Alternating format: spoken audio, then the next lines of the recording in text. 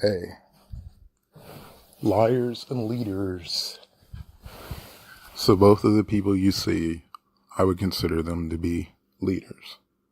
One of them lies a lot. So I'm going to cover that. I'm also going to cover the virtues of what I consider to be a leader. Just leadership virtues. The first thing, and this is important mostly for ADOS, American Descendants of Slavery, is your leader doesn't really have to be, and really shouldn't be, someone who does a lot of leading. They have to lay the groundwork, the message. So they do that little piece of leading, they do the groundwork, and then people are like, okay, we're doing that. And they educate them in a way to where they surpass those expectations. So they, in a way, cease to be a leader and are led by you because you are creative enough to do something that they didn't think about. That's the type of leaders we need. It's people who lay down the platform. They're leading in the beginning in that sense. And then they can step to the side. The most important trait that they have after that is to be a representative. Now, when it comes to, out of Talib Kweli and Yvette Carnell, who's more of a representative, up until Talib Kweli went in on ADOS, I thought he was a decent representative on TV. Now, I'm talking mainly about Ferguson, and there's people, especially Darren Sills, rest in power, who talked about how Talib Kweli was among the BLM scammers in Ferguson. Just getting donation money and not really doing anything with it that moves the needle for power, or just giving it away. Talib Kweli has some, examples where he gave away some of it, but the rest is unaccounted for. That I know of, at least. But after his exchange with, and a lot of this I now know is just the characteristics of a hot-headed individual. But initially, I liked his exchange with Don Lemon. Now, Don Lemon has sort of changed his tune since. His Hucklebuck degree, it seems like he's trying to turn that in. And now he's more of a representative of Black people than he ever was, than he was at the time. For whatever reason, Don Lemon has changed for the slight, but the better.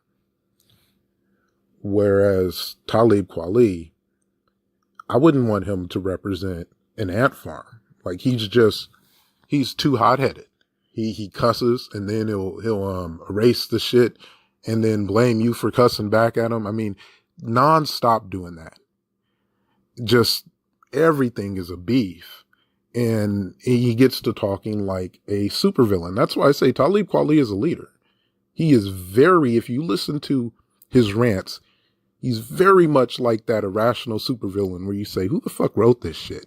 Like, this dude is not rational. Why would someone who's about Black power go after an organization that is geared towards bringing reparations? He ceased to be a representative. He's still a leader because he has, like the classic supervillain, he has his stormtroopers, his flying monkey trolls, his minions. I mean, you look at the people that retweet him, and it's not a representation of ADOS that you want. You got a collection that's really intersectional.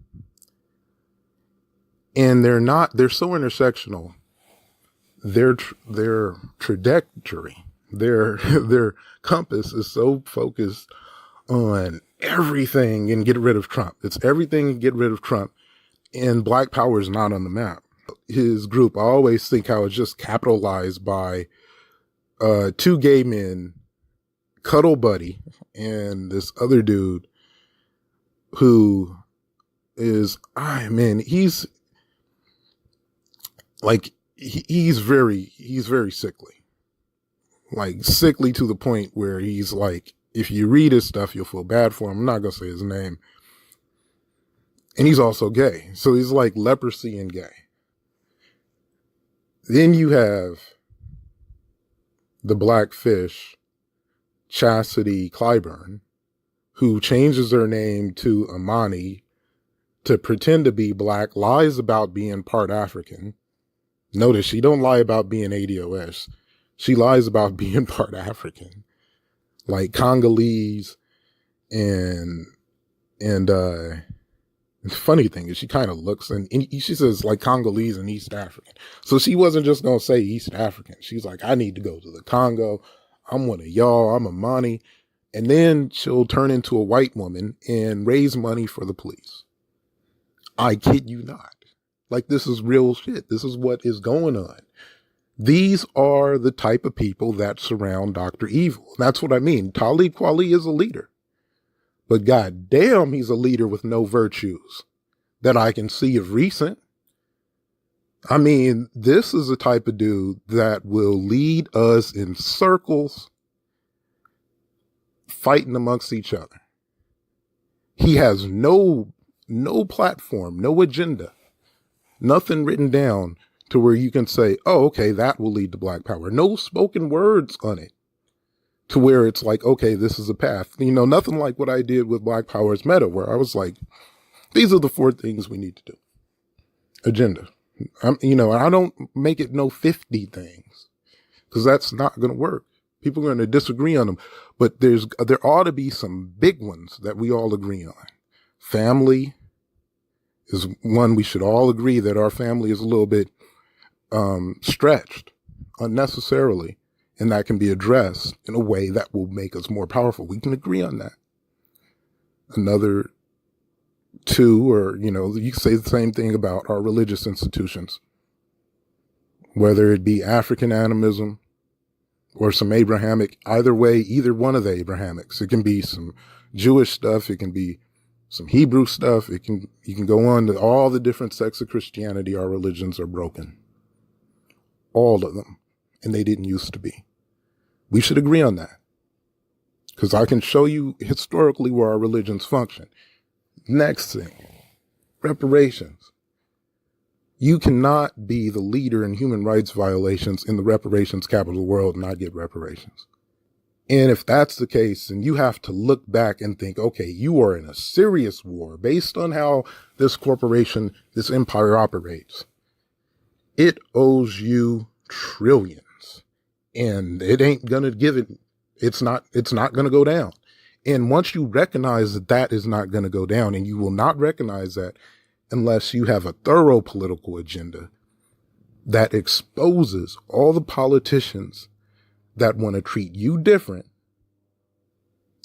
just like Muhammad Noor, that want to treat you different than everybody else.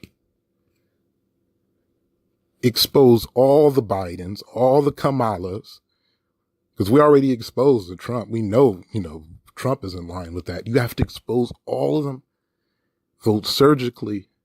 And if that fails, then you know that you're in a different type of war.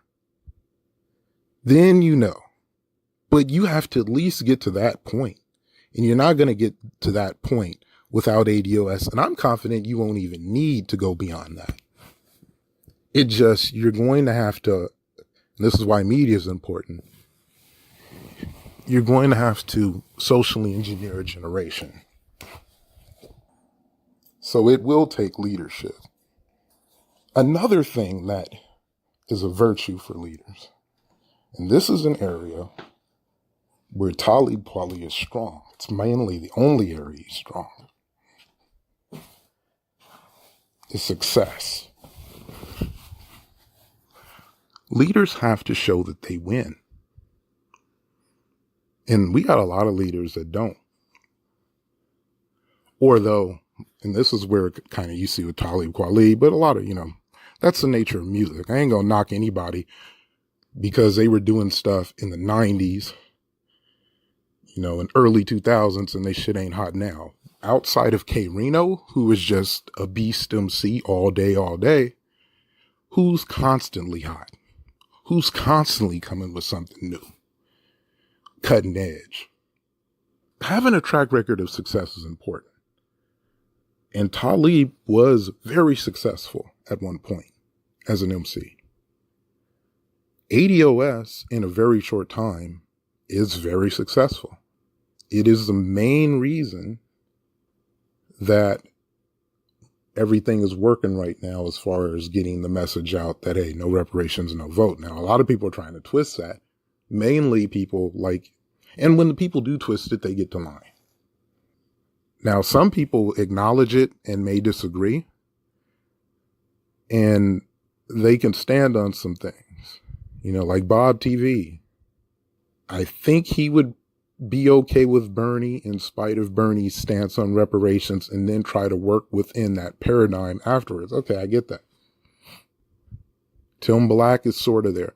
Now, I don't really care who wins the White House as much as, I would prefer to be somebody who's pro-reparations, but if it's Biden or even Bernie, I'm kind of on the fence. If it's Bernie or Trump, it all depends on how well Bernie is arguing for reparations, because he's moving from shit to bird shit. It's still shit, but it's not as bad. Like shit as we know it as humans, maybe even dog. In other words, he's not even horse shit yet. You can at least fertilize horse shit. But I have a feeling he's going to keep improving on that subject as long as, and this is where black people really got to step up. Y'all got to get Marianne Williams on the stage. You have to get her in the debates. She needs like 10,000 individual donations kicked down. It's $1. Get her on the stage because she, hopefully Tulsi Gabbard, hopefully Grave try to get him on the stage too if he's really serious about it. And maybe Warren and that one dude, Castro, I think his name is. They all make good arguments or have stances on reparations that can move Bernie and can check Biden and make the debates very interesting, but you need to get these people on there. Because that's why I say I don't think you're going to have to set car bombs and really go to war on a terrorist shit. Because, if the nation owes you trillions of dollars and it gives you the middle finger, I am going to look away when motherfuckers die.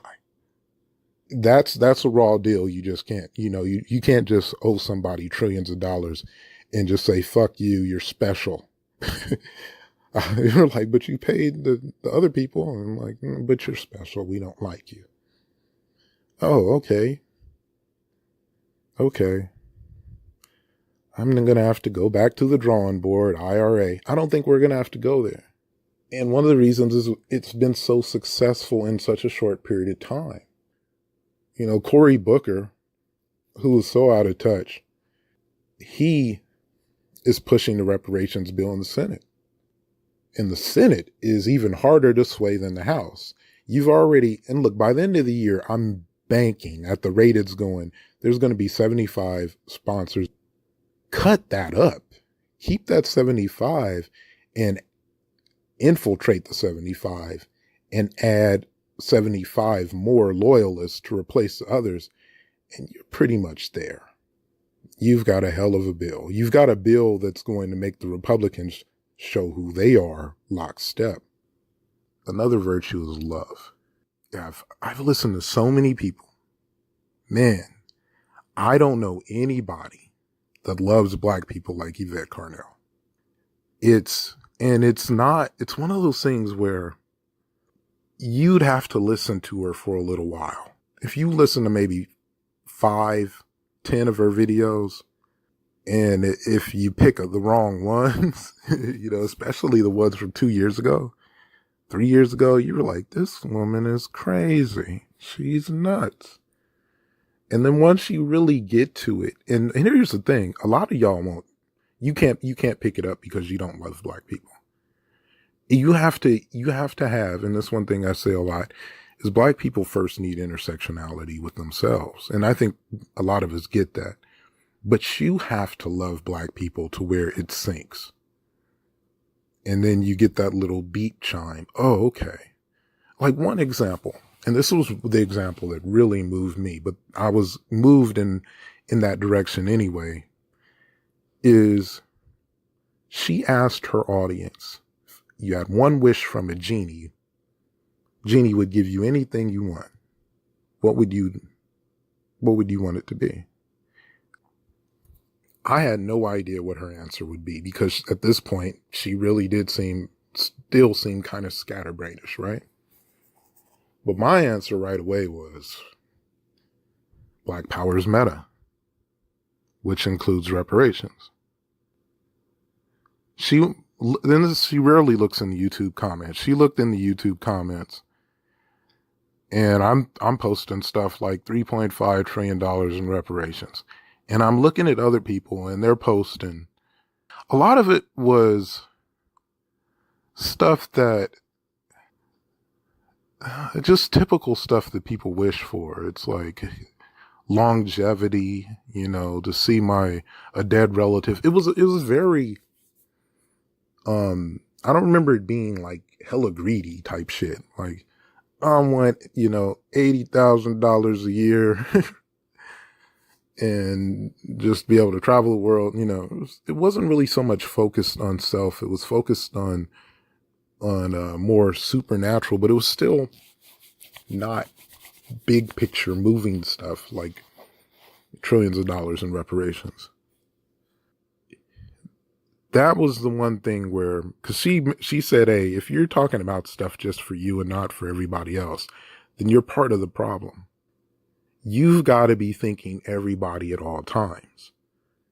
You look at what's on on the website, ADOS 101. You'll see what I mean when it comes to love. It's dogmatically black first. And I'm seeing a lot of people who cannot come to grips with it. It bounces off of them. And it's the way we're socially engineered. I'll give you another example. This will be one more example. This one, and this is like, not all of Talib's groupies are insane. Not all of them are a bunch of wiggers. Not all of them are homosexuals with leprosy and lice. Not all of them. Some of them are more noble. Not all of them, I haven't named them all. Like, they have one that I call Huckledoe. I want to get into that. But one of them that's sort of on the fence, to the point where I wouldn't even say she's a groupie. Just typical African-American ignorance. So a lot of what Talib Kweli is saying makes sense on the surface. She was trying to join into the argument against Yvette Carnell, saying that she supports Trump. So she made the mistake of actually watching the videos, but she's still watching them, trying to find some bullshit, some fuckery. She presented some of this to me, and it was one of Yvette Carnell's videos where she's talking about Trump's wall, and she said, well, ADOS is going to have to get some contracts. We'll build your wall, but you're going to have to pay us. And she's talking about how if this is going to go down, then we're going to have to come up. If this goes down, we will have to come up. And that's what I mean. Dogmatically black first. If the wall is going to be made, we are going to have to get paid. I don't know if she said that rhyme, but that, to sum it up, If it goes down, we come up, wall made, we get paid. That was her message. And this woman is trying to say, look, she wants to build Trump's wall. She's MAGA. And I'm like, no, she's not MAGA. She's nigga. We niggas gonna have to get paid, you idiot. Like, God damn. But that's what I mean by love being black first and making power moves. You know, ADOS is a power move. A black agenda, no reparations, no vote. That's a chess move, man. That's like, hey, this is our position. Just letting you know, because it's early in the primary. We're not going to spring it on you late. So just letting you know. Another, and this is the biggest one, is leaders do not exploit ignorance. Good leaders. They recognize ignorance as something that will make what they're doing ineffective. So what they do is they educate. And that is exactly what ADOS did with the book club. Exploiting ignorance is exactly what Kweli did. It's as simple as that. Leaders, and this is something I mentioned, leaders produce other leaders. I remember Angry Man was talking about Cynthia G. And he said, Cynthia G's rants against beta males is flawed because we need more beta males. And I'm like, okay, where are you going with this? Because I don't really get too much into alpha, beta, mega. You know, I played this one video game where some of the skills were tied to it. So I became familiar with it. But other than that, just Greek words, but Angry Man made this make sense. Because he said, look, a beta is nothing but a second in command. Everybody can't be the leader. So we need strong second in commands. Because the strong second in command ends up being the alpha. And like I said earlier, a good leader can go on cruise control and let the people that they've trained lead them. As a matter of fact, it's required in a lot of cases. You have to say, okay, this is on you now. I can't do this. This is you. You've shown what you can do. This is you. It's required. In our case, it's required.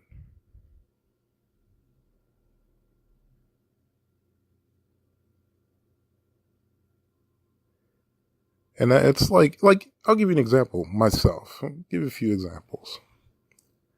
I did that little Coon Docs cartoon.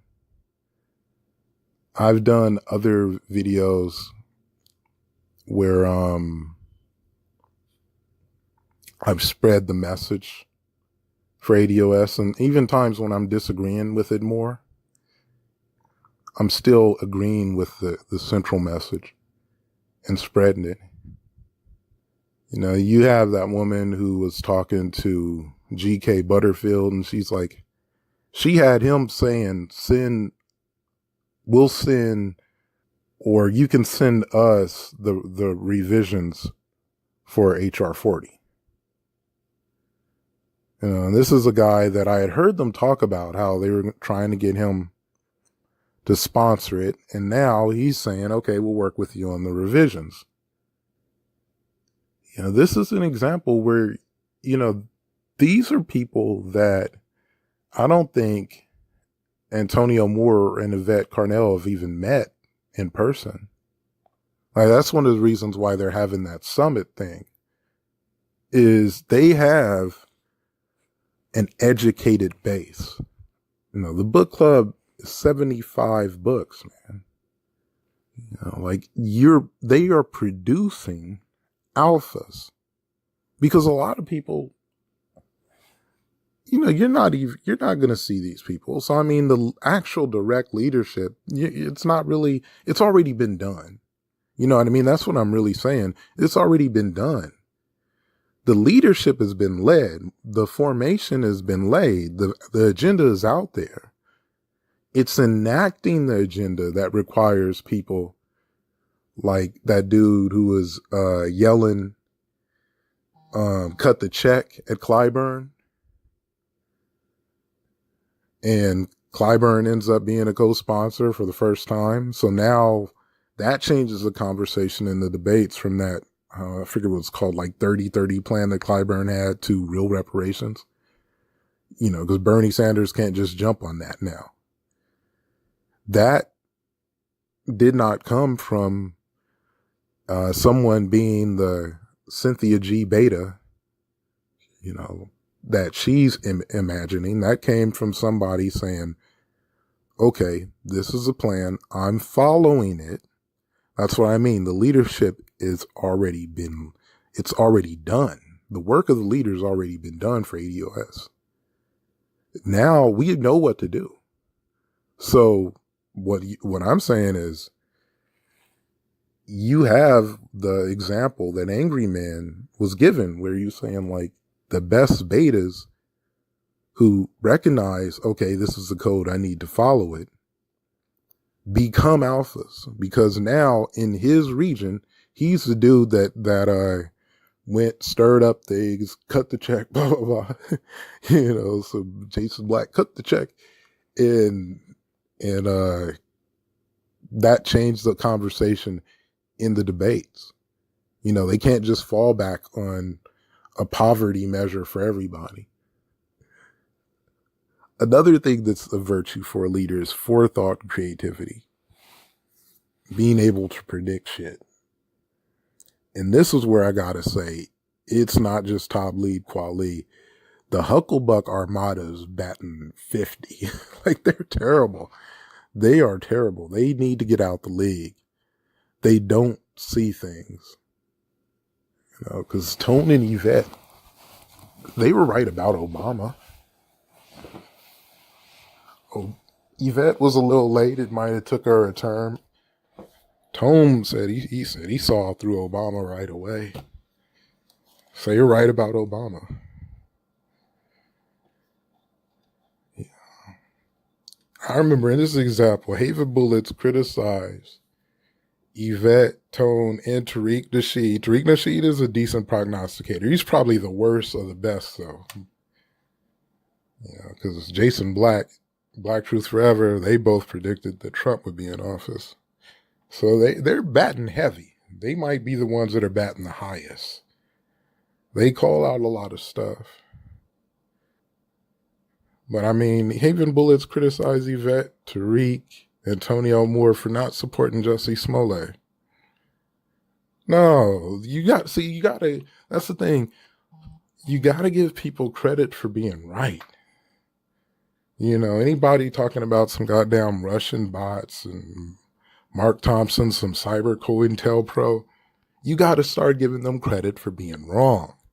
They're swinging and missing badly. And really, they're just lying to you. They know better. But still, take it for what it is. What happens when you batting 45 in Major League Baseball? Unless you're a pitcher, they're going to get you out of there. And we need to get them out. You know, and anybody that's consistently batting, like Tariq, I'd say he's batting 400. The other ones are batting in the sixes. They get stuff wrong. You know, Yvette might be in the middle. She gets stuff wrong. Like I think they're a little naive at times. But they're hidden. They're out of their league in the sense that they're better than the league, and they need a bigger platform.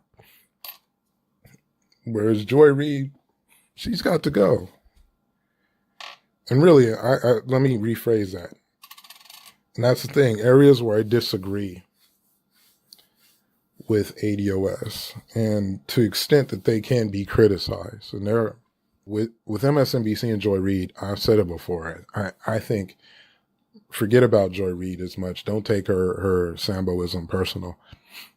Don't take the sellout personal. Sue MSNBC for lying. They ain't got no business with some dude in a yellow dashiki talking about calling it a cyber COINTELPRO. We all watch the shit grow. We know, and really, you especially can't say that when you got Talib Kweli agreeing with you and this dude, who knows how many fake accounts he has following him. Because to have 1 million followers, he doesn't get the response that you're supposed to get on Twitter. And really, he shouldn't have 1 million followers anyway. He was big before Twitter. And I'm sure a lot of people would remember him, but you end up with 1 million people following him, and if he gets 20 retweets, it's special. But other people, they got a few thousand people following him and they'll get 20 retweets. Like if I'm in a thread with a lot of people saying it, I'll get hundreds of retweets. And I have 1,000 followers on Twitter, if that, maybe like 800, 900. You know, everything this dude tweets should be fire. But another thing is it who's really doing it? Who controls his account? Did he really do 400,000 tweets? His Twitter account is crazy like that. He's tweeted 400,000 times. If it's just him, man, there's an element of madness. He needs to take a break. And that's what I mean. You do get the traits of that. He's a leader. It's just, it's very supervillain. It's corny supervillain too. He's not even a good supervillain. Killmonger, he is not. Like, we could use a Killmonger. He is not Killmonger. Another example of how at least Yvette can be criticized is there was a time when I really didn't agree with her on a lot of stuff that I knew of, and I didn't do enough research, but a lot of the things that were out there rubbed me the wrong way. The biggest one to me wasn't even, and I didn't like the timing at least of what she said about Frances Cress Welsing.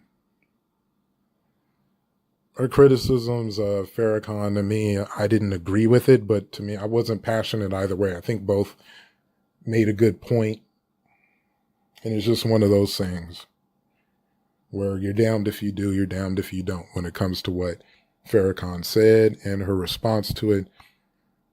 There's no real passion, even though I ultimately disagree with Yvette Carnell on her criticism of Farrakhan. I think she definitely, it's kind of a cop-out to say she had a right to say what she had to say. I'm glad she said what she said because it was reasonable criticism, whether I agree with it or not. The main area where I disagreed with her and I had to say something to her is when she criticized Hidden Colors for being like pseudo-history. Now, I've heard other people say this. And if you're a cold, loc historian and all you do is critique history, and then you look at Hidden Colors and you critique it, and you even if you say it's pseudo, because there's some things, to me the worst one was talking about how Hawaiians came from Africa directly. They made it seem, and not having any reference to genetics, which is to me a big thing. And you had a lot of resources. Tariq could have had somebody who just willed that down. He could have held it down on genetics to the point where if he's in a debate with one of them white supremacists and they bring up tests on ancient Egyptians, he has some leverage. He knows what he's talking about. He could have held that down. Easy. But my issue was, she's not criticizing the History Channel. The History Channel is way worse than Hidden Colors. Far more pseudo. So, and not the Discovery Channel. You could say the same thing about the Discovery Channel. You could say the same thing about mainstream history. It's no better than Hidden Colors. Gets a lot of shit wrong. So I'm like, that's kind of Sambo-ish, Yvette. I don't know if I use that word. But that's kind of how I looked at it, is Hidden Colors is waking up a lot of people. Now, Yvette could have bunched her panties and threw a fit like Talib Kweli. Instead, she just ignored me. But she stopped criticizing Tariq Nasheed or his mentor in a lot of ways. I don't know how much, if he would say those words about Frances Cress Welsing, but he did name his son after her. She stopped criticizing. And now he's one of her better allies in the movement for reparations. You know, he's consistently coming to bat for ADOS.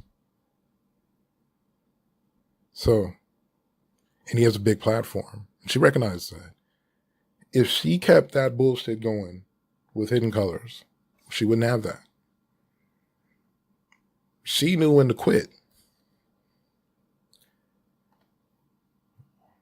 Now I want to get into some of the lies. We're about at them. I think we're a little more than halfway. Let's see, where are we? We're a little more than halfway. One of the lies I've heard on ADOS, and this is not just coming from Talib Kweli, but Talib Kweli did say it about the t-shirts, but also Garfield, is that this is a movement to scam people. And this to me is crazy because, like I said earlier, you have to have a political agenda and reparations has to be at the top of it. Now, if that movement, I don't know, has a convention where they meet each other, or they sell t-shirts, or they sell sprockets, acorns, whatever. Black people buy t-shirts. They wear t-shirts. We wear clothes. We like having acorns in our house. We'll need some sprockets. You know, so the economy is there. The idea that somebody would go through college and working for the government or working as a prosecutor and for a year and then saying, oh, fuck this, and working as a public defender and then writing all these papers, doing all this research, making all these videos just so they can have a convention where they charge $15. Like, that is really your argument, Garfield? Do you want to lock that in? Do you want to lock that in? Because obviously, like, you don't know scammers if that's where you're getting at, because we got real scammers and they do not have 75 book clubs. They don't waste their time with the scamming. It's right away, you know, a couple conscious videos, and then they're either trying to raise money, and that is a case-by-case basis. They might be raising money for something that they're trying to do that is really helpful, or they could be just, you know, raising money to fuck it off. You don't really know, so you know, case by case. So you look at what tangible shit do they have to show for it. So that's one thing. But the other one is the other type of scammer. They'll just start selling you some shit that it's not about what it is. It's about what they said it is. You know, like some status correction paperwork.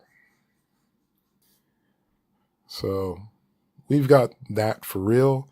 And look, status correction paperwork is not making people sponsor reparation bills. No, like none of these typical scam artists, these young Pharaoh clown artists, none of them are really about collective empowerment. You know, and this is the way that you would do it. So there's the thing. Not only do we wear clothes, this is exactly how we'd have to do it. We'd have to change the way we vote, and we'd have to identify the recipients. That's all ADOS has really done. I mean, it's been more than that, but that's the main thing that's changed everything, that and having a social media presence and aligning themselves with the people who have a social media presence. Another lie that's thrown out is, it's just, a lot of it is lies of omission. Like, Talib accuses Yvette of being a Bernie supporter. Okay, and there's some truth to that. She was in favor of Bernie Sanders in the previous election. But then doesn't show that she kind of backed off of Bernie when he made his point about reparations, especially considering that he supports reparations for Jews. So she made a video talking about that. So when he calls her a Bernie supporter, it's a live omission. He hasn't done his research on where she is now and why she is where she is now. And you're like, well, doesn't he also say she's MAGA? Well, here's the thing. When you're exploiting ignorance, you gotta really go after the dumb fucks, because most people will be like, wait a second, you said she was MAGA. So she went from Bernie Sanders to Trump. She went from a socialist to a fascist like that. Yeah, she's crazy. Okay. But that's what I mean about exploiting ignorance and lies of omission. Like, you are supposed to realize that that's crazy. And that's the thing that I also see from young Pharaoh. Young Pharaoh and Talib Kweli are very similar in the sense that they are used to saying shit. Whether it's 65 million year old pyramids, or that somebody could go from supporting Bernie Sanders to Trump. They're used to saying things that the average person is supposed to be smart enough to see right through. Because that's not their audience. Their audience is the ignorant masses. And matter of fact, Talib Kweli has said that. Like, I've been talking to him on Twitter, and he'll say, hey, if I go to the hood, nobody knows who Yvette Carnell is, but they know who I am. And I'm like, yeah, and they would also choose white Jesus over you. You know what I mean? Like, if you're saying you're appealing to the ignorant masses, you know, not people like myself who are studying how to get reparations. Therefore, they know who Yvette Carnell is. And this dude's bragging like, I don't know who she is. I'm like, it's because that's not your lane. I knew who she was 2 years ago, because it is my lane. I am into Black empowerment. Then another one you'll hear, and this one is starting to die because people are going after Biden, so they're coming up with a new one, is because when it was just Booker and Kamala at first, ADOS only goes after Black politicians. Now, arguably, Kamala Harris ain't Black anyway. I mean, on paper, she's Indian and mulatto, but we don't really know about that mulatto. So, for the most part, she's Indian, and that's okay. You know, that, whatever. I think Tulsi Gabbard, she's probably my favorite candidate. That could change. But right now, she's probably my favorite candidate. And I think she's Indian too, like Indian and Hawaiian. You know, but Tulsi Gabbard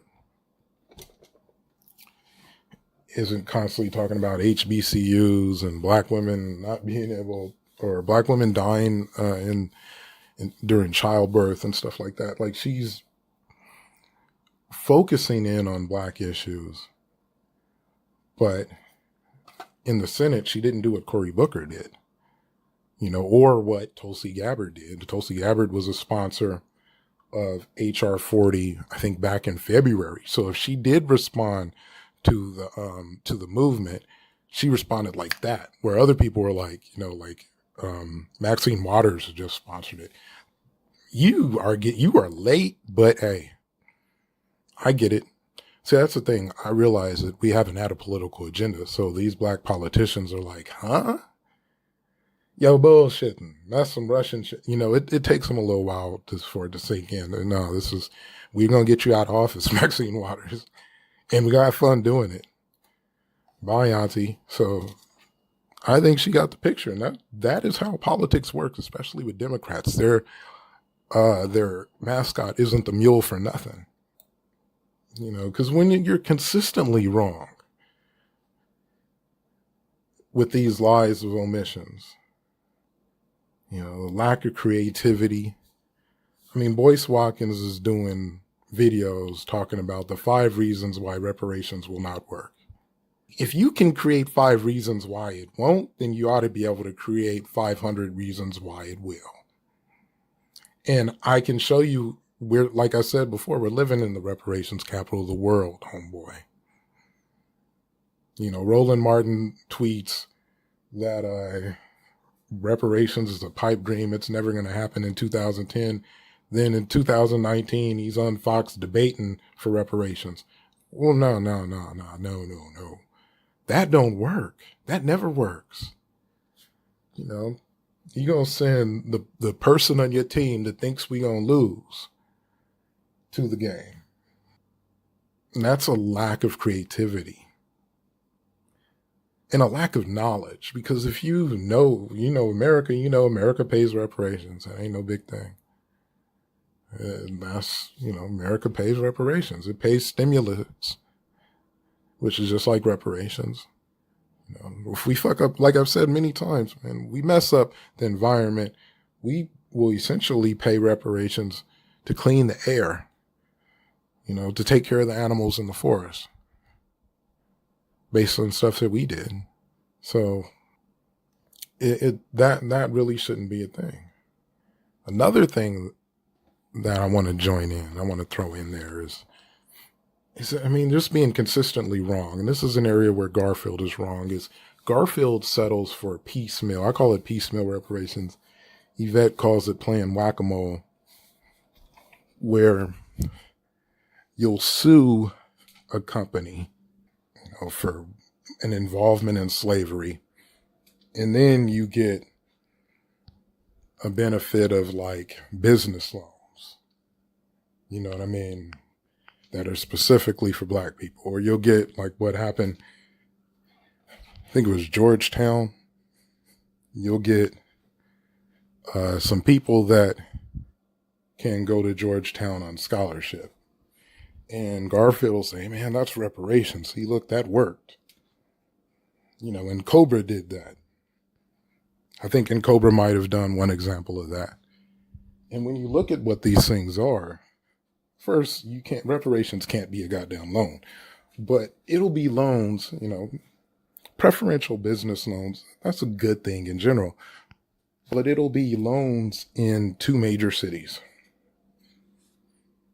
Or if you look at with Georgetown, it will be 20 scholarships. You know what I mean? Like 20 scholarships a year. This, I call it piecemeal, because you will still starve with this. It's like, hey, you want a bite of my sandwich? No, I'm hungry. It's not reparations, but it will create a huge backlog where they'll say, you got this, you got this, you got this, you got this. I gave you a bite of my sandwich. I gave you a hit of my 40. We passed the doobie to you, and you still want some? Like, look, man, you got me completely fucked up. I didn't need a bite of your sandwich. I needed the burger industry. Because that is closer to what was taken away from me. Like, you didn't just run up on me and bite my sandwich.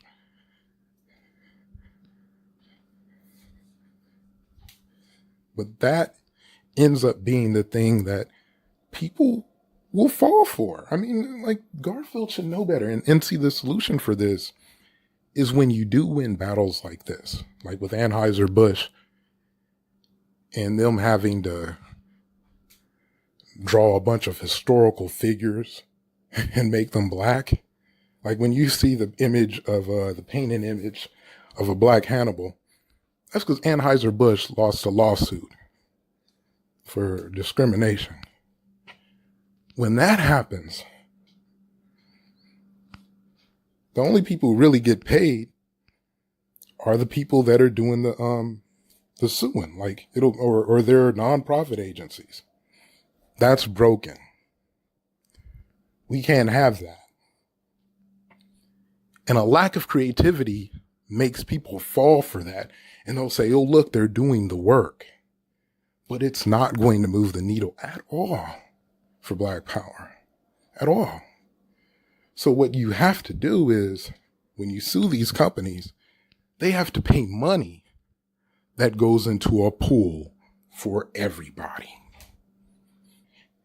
And that will accrue interest. Is accrue a word? Like you'll have to gain some interest from that maybe you can invest a portion of that to flip it. But when you talk about piecemeal, it can't just be, okay, I'm going to draw Ramses black. I'm going to draw different.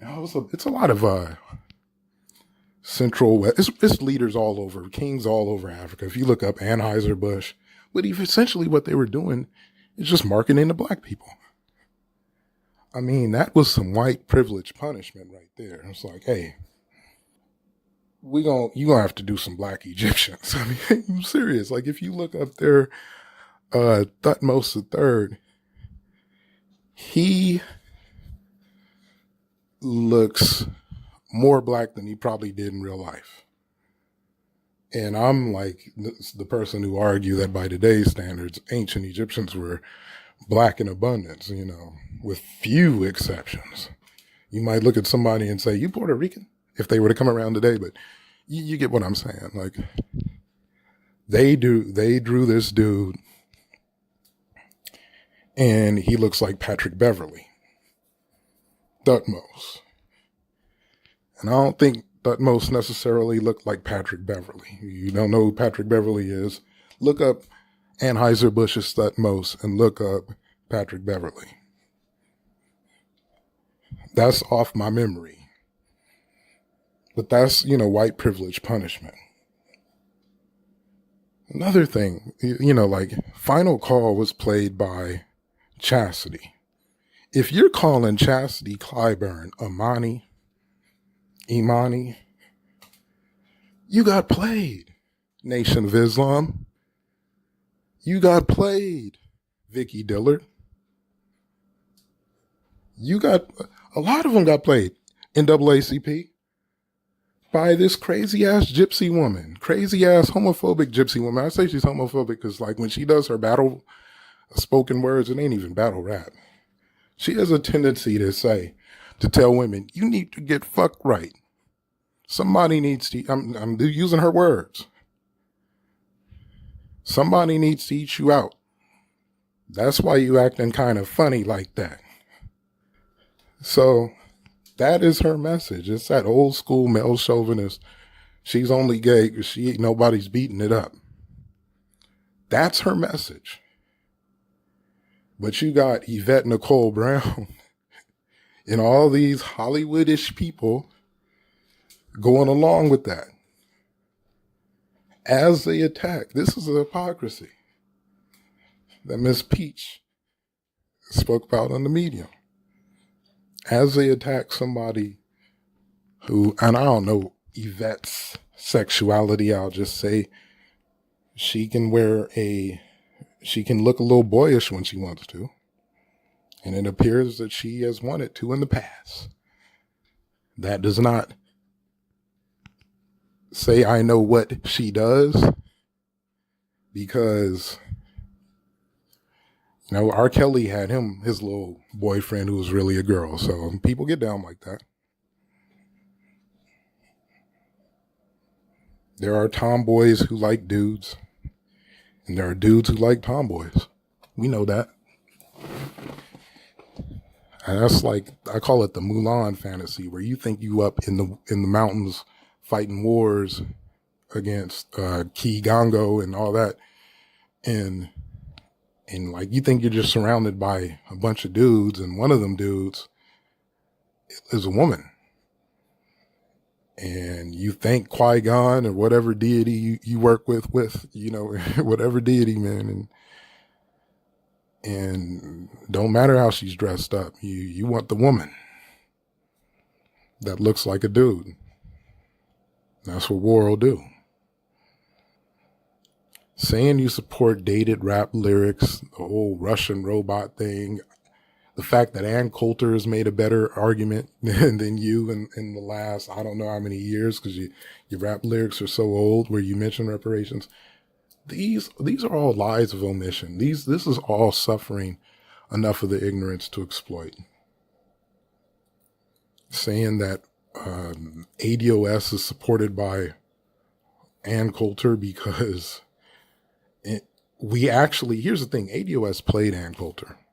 The whole thing in wrapping yourself in America is to get some, and you won't get much, conservative support.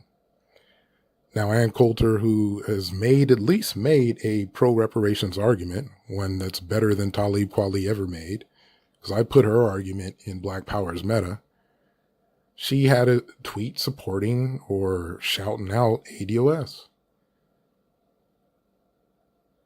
And just that tweet became, we're going to create a conspiracy theory.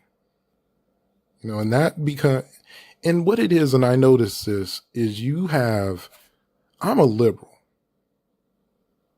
Now, I said I'm black first and all that, but I'm a liberal. I believe in creative government. I believe in responsible government. I believe that, if you keep doing the same thing over and over again, no matter what, you're being conservative, whether it works or not, so if it works, then you keep doing it. And I differ, like with abortion. I'm not trying to lead the league in abortion. I do not want black people to lead the league in abortion. So I'm anti-abortion amongst the brothers and the sisters. And, and there's some exceptions with abortion, obviously. If your baby is choking you to death, then abort the baby. You have bad pregnancies, you abort the bad pregnancies to save the mother. With immigration, I might, if anybody says, hey man, we got a bunch of immigrants coming into my specific neighborhood and it's killing the job market for black people, I'm going to shut up and listen. But I will remind them that it was Reagan, mainly his policies, that increased immigration to what it is. And just the policies of right-wingers in general, because what you used to have when you didn't have all this immigration is people would come to the country and they couldn't get a job because we were unionized. That's what you used to have. But right-wingers are the ones that want to kill unions and make everything about free market capitalism. And then they gets to hiring, like Trump. Trump has hired illegal immigrants. They gets to hire them, dude. So I'll let that be known. So my position on immigration is, hey, whatever the research, I'll look at it. And if immigration is negative based on the data, then I'll take it hood by hood. So I'm sure there's areas where there's exceptions, but who wants to go live in Idaho Springs? Who wants to go live in the sticks? They're trying to go where their family is. So you'll make some hard decisions. Maybe we can't increase immigration in certain cities. Maybe we can in other cities.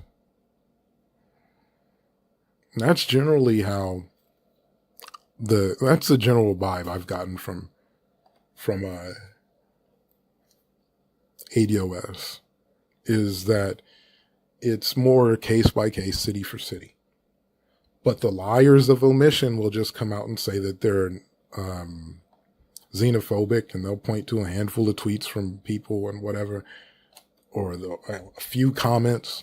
Not, I've listened to your 30-minute discussion on immigration, and I think that you're xenophobic. Because here's a problem with the word xenophobic.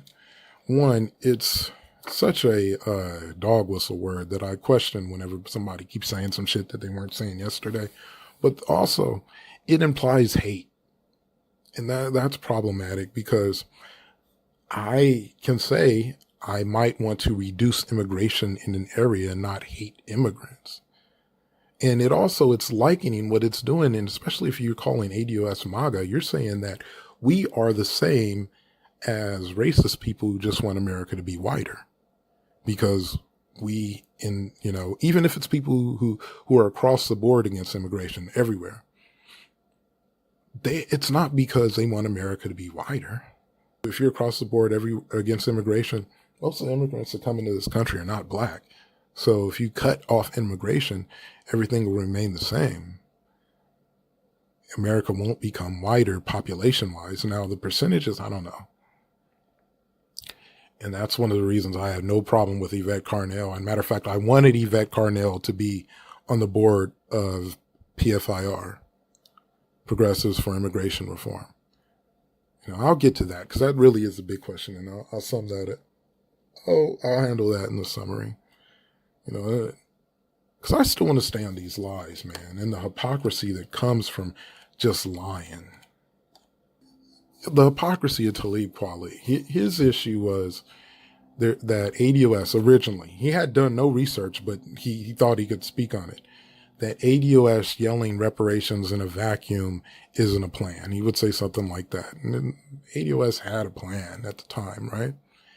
But he also would support Black Lives Matter, who literally, if you listen to Black Lives Matter when they approached Hillary Clinton, that's an example of not having a plan.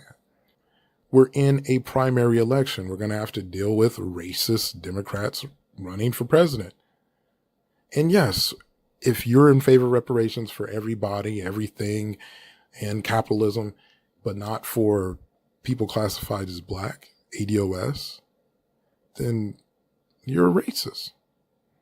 And we can't have racist Democrats in a primary because that'll give us a racist president. Basically what we had with Obama, and now we have it with Trump. So we have to change that. And that's why Kamala was rebuked. That's why Booker was rebuked. And that's why Booker went back to the drawing board and said, hey, I'm going to follow my constituents. This is what they want. And I applaud Cory Booker for trying to pass a bill in the Senate because it shows who our enemies are when it comes to our agenda.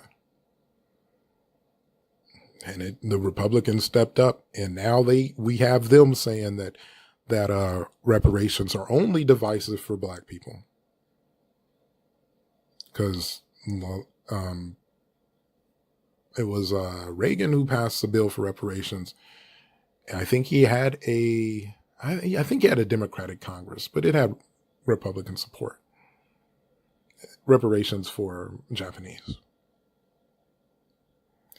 And this is why you have more hypocrisy. Talib Kweli accuses Yvette Carnell of working for Trump because of how she's, I don't know, really, if anything, she's improving the Democratic Party, but because his brother works for Kamala Harris, talking about Talib Kweli, and I have to say this is the only reason that makes sense. He's saying that ADOS rebuking Kamala Harris for not having a Black agenda at all and pandering, which he acknowledges, not specifically with Kamala, but he acknowledges that the Democrats do that. He paints that as ADOS being a MAGA movement, tweets it nonstop, and the flying monkeys follow suit. Where that is flawed is you have Isaiah Washington with Walk Away.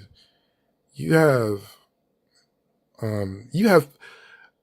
to a lesser extent Tariq Nasheed, to a greater extent Jason Black. They have just as big a platforms as Yvette Carnell. Tariq Nasheed said that it's suicide to vote for Democrats at this point.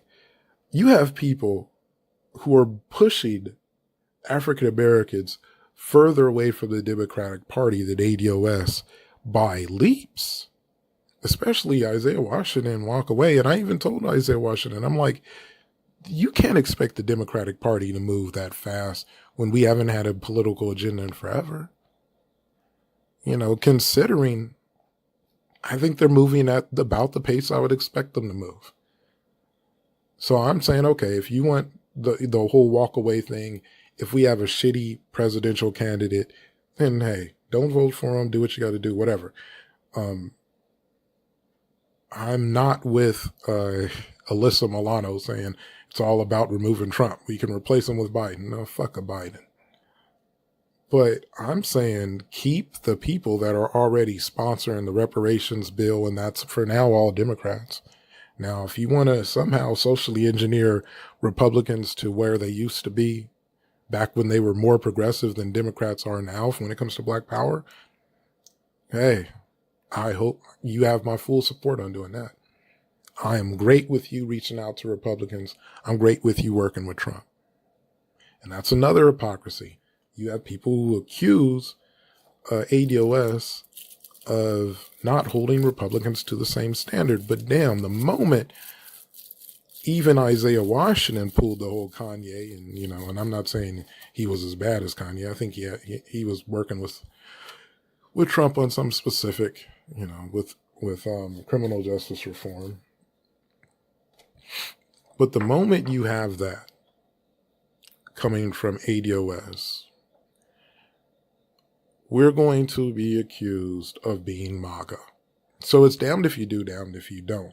And that's hypocrisy. That's suffering ignorance so you can exploit it.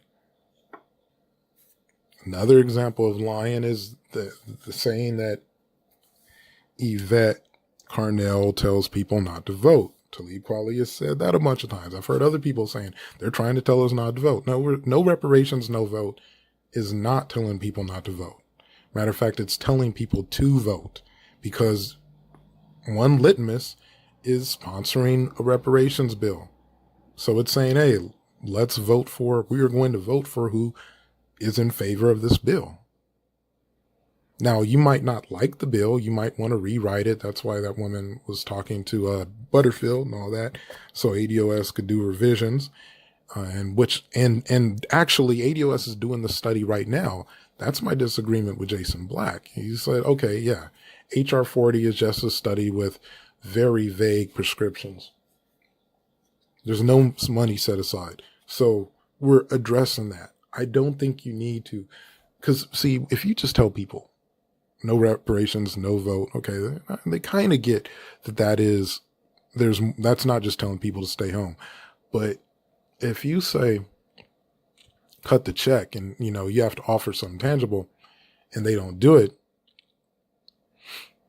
or we'll just stay home, that gets problematic, because there's reasons to vote even if there's nothing tangible out there. Because there's always going to be nothing tangible for you. There can be something tangible against you.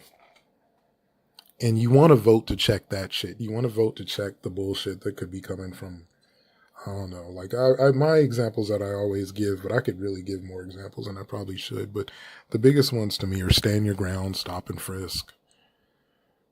You could even argue some aspects of VAWA, but I mean, that was going to pass regardless.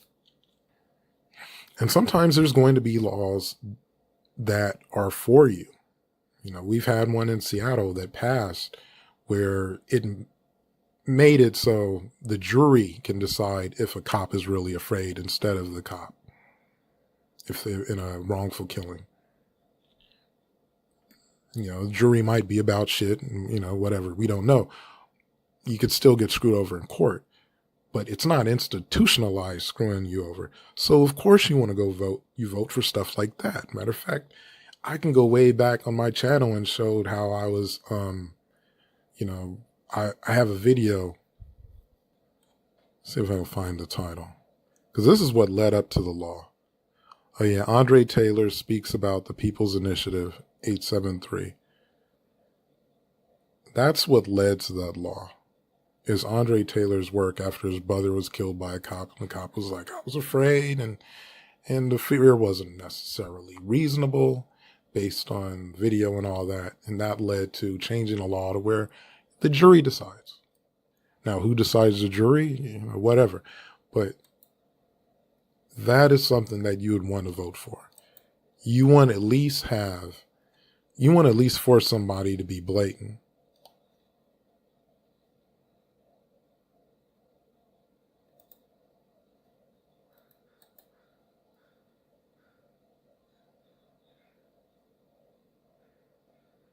So I think I might wrap it up. I mean, there's some others I want to get into.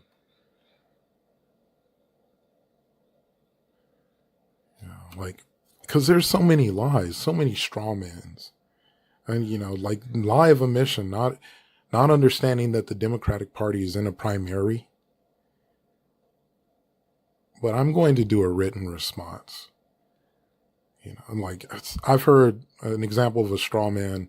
Garfield call Yvette Carnell Jesus. The people that say you aren't going to get reparations, comma, if you do, it's going to look like this. It's an example of a lack of creativity. And I wonder where people are really coming from with that too. Not giving ADOS credit for this discussion on reparations. I mean, I've heard Garfield cite Marianne Williamson, and no. You can just look at the numbers with that. The hypocrisy where irritated Janie is saying that ADOS is ran by LGBT. Then on the other hand, you have Alyssa Garza from Black Lives Matter saying that it's a homophobic patriarchy movement. I mean, this will go down in history where you have both. I mean, and really the reality is there's nothing about ADOS that's homophobic. There's nothing about ADOS that's LGBTQ association of any way. Matter of fact, Yvette Carnell, her take is that you're being a unicorn when you're focusing more on LGBTQ issues than Black power. You're being a unicorn. It's unicorn power. And it won't work. It won't allow you to escape the reality of Blackness. That is literally their stance on LGBTQ rights, power, whatever. And that's the thing. That's why they won't debate. They'll call you xenophobic and you'll be blocked. They won't debate. You won't see Yvette Nicole Brown debate. She'll just say ADOS is MAGA, and I've come to saying, like, how are you going to say ADOS is MAGA when you have sex with animals? Because if you can lie, I can lie. They won't really get into the reality of ADOS's position. The whole xenophobic thing is a shield to avoid debate. They won't get into the study, the data. They double down on ignorance, consistently wrong. I'm serious. Like Talib Kweli was proud that he had never heard of ADOS. I'm like, that's because you don't really fuck with reparations, man. There ain't nothing to be proud of. I did because I do. You don't because you don't. Wrong about Chasity. Wrong about ADOS not having a strategy. Wrong because it's working.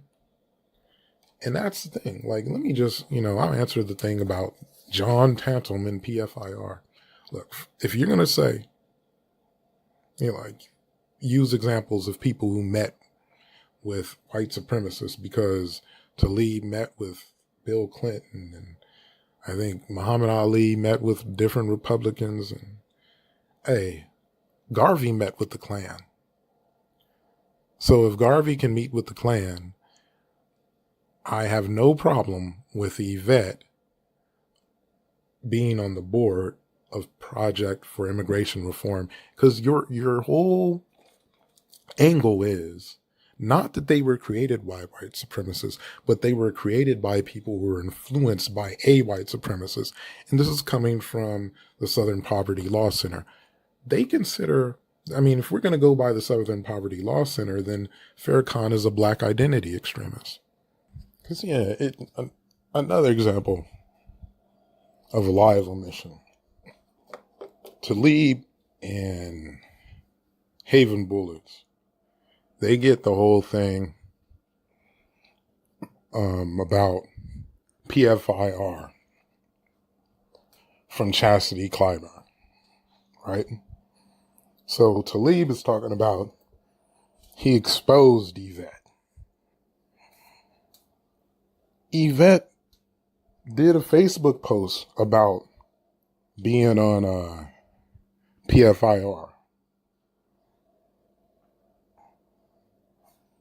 So that's a lie of omission. You didn't expose. Like, she's open about that.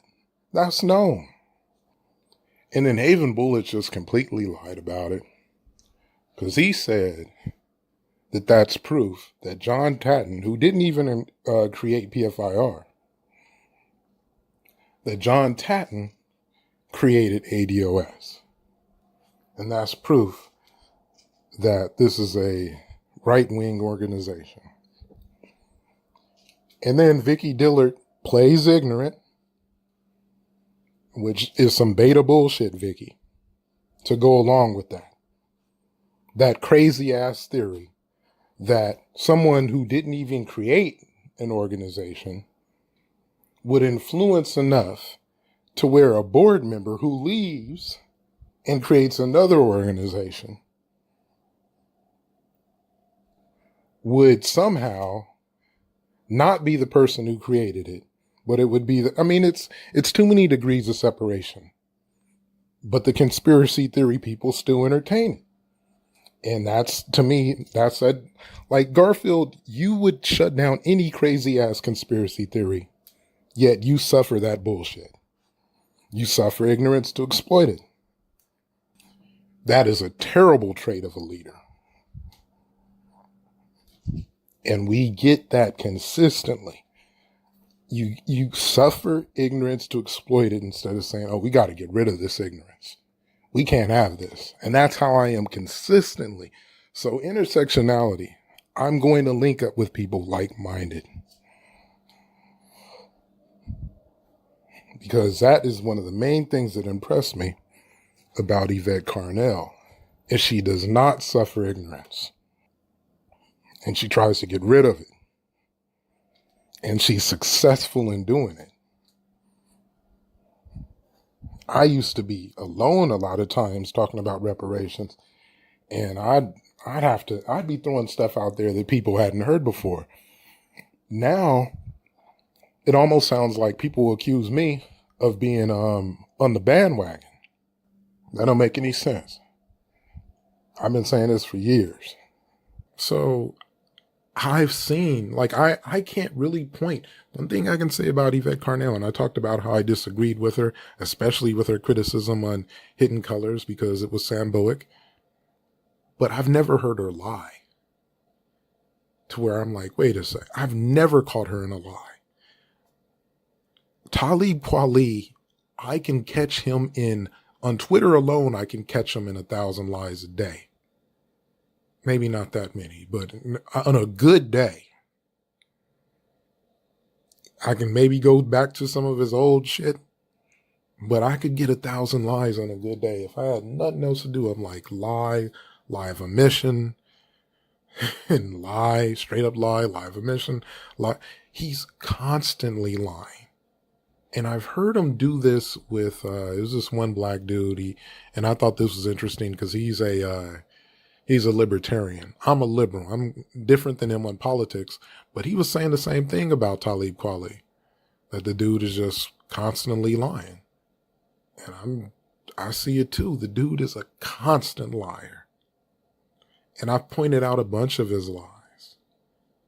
You know, if you go by this fool, one can be a socialist Bernie supporter. I won't call Bernie a socialist, a democratic socialist, and then go on to supporting Trump. And I will call Trump a fascist because Trump he's thoroughly fascist light. I won't say he's heavy fascist in any one area, but his policies are basically it's Hitler without the camps. Maybe some areas he wants to break up private capitalism. You know, he's made the argument that I think he's passed some laws for adding tariffs, but it seems like only on an international level, which leans towards being fascist light anyway. So I can't even make the argument. But according to Talib Kweli, you can go from being a democratic socialist to fascist junior. You know, you tell enough lies, eventually you are living in a fantasy world. And in that fantasy world, you can do that. But that's it. Liars, leaders.